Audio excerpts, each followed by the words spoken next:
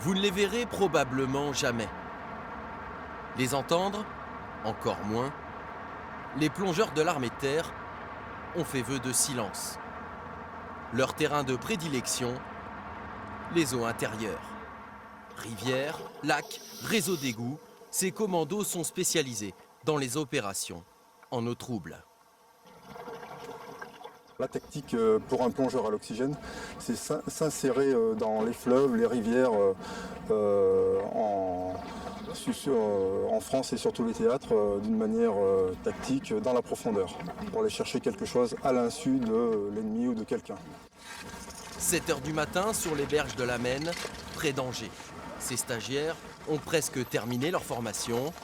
18 semaines non-stop pour devenir plongeurs et acquérir les bases.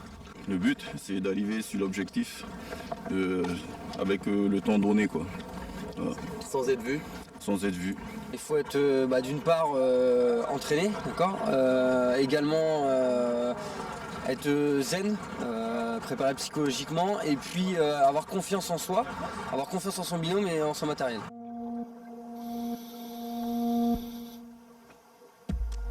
Agrippé à sa planchette de navigation, le plongeur a les yeux rivés sur sa boussole. Dans des eaux à la visibilité quasi nulle, la plupart du temps de nuit, c'est elle qui guide le binôme. Profondeur maximum, 7 mètres. Au-delà, l'oxygène pur respiré dans l'appareil de plongée devient nocif. Mais point positif, cette machine n'émet aucune bulle. Pour plus de discrétion. On a juste de quoi voir la planchette de navigation. L'équipier, on sait qu'il est à côté parce qu'il est légèrement en contact, donc il appuie, il touche régulièrement son chef. Mais sinon, à part ça, c'est vraiment le noir total, quoi. Vous rentrez dans une salle noire, vous mettez une légère lumière dans cette salle, c'est le même effet. Le passage de l'eau à la terre, un des moments critiques pour ces soldats. Chaque mouvement doit être précis, silencieux. On va essayer de faire le moins possible, donc les branchages, éviter les branchages, tout ça.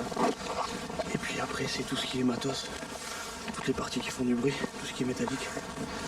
Par exemple, la fermeture, ça peut faire du bruit, donc on y va doucement.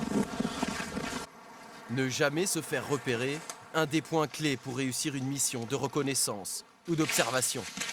Le résultat d'une formation très pointue. Elle est longue, elle est exigeante. Elle demande je dirais, beaucoup d'aguerrissement, de rusticité. Je dirais que c'est pas à la portée de tous, mais avec mon niveau physique et la motivation, oui, c'est tout à fait accessible. Les plongeurs de combat de l'armée de terre sont actuellement engagés en Guyane, au Mali et en Afghanistan. Toujours au cœur de l'action.